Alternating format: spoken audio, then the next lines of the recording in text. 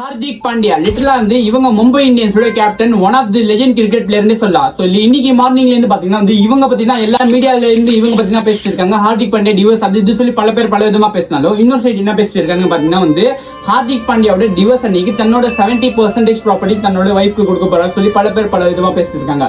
But இதெல்லாம் தாண்டி அவங்க பாத்தீங்கன்னா ஒரு குட்டி ஸ்டோரி சொல்ல போறேன். லிட்டரலா வந்து சின்ன வயசுல இருந்து பாத்தீங்கன்னா வந்து கிரிக்கெட்டர் ஆகணும் சொல்லி ஒரு ட்ரீம் வச்சு பாத்தீங்கன்னா வந்து கன்சிஸ்டன்சியா ஹார்ட் ஒர்க்கா டெடிகேஷனா பாத்தீங்கன்னா வந்து ஒரு டைமுக்கு அப்புறம் பாத்தீங்கன்னா கிரிக்கெட்ல சக்சஸ்ஃபுல்லா நிக்கிறாரு. அதுக்கப்புறம் கேப்டன் மாறுறாரு, சக்சஸ்ஃபுல்லா ஃபேம் பேஸ்லாம் எல்லாமே இருக்கு.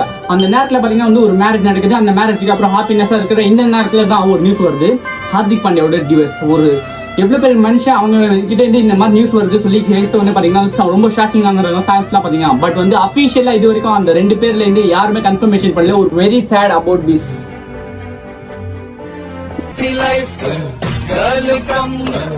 Life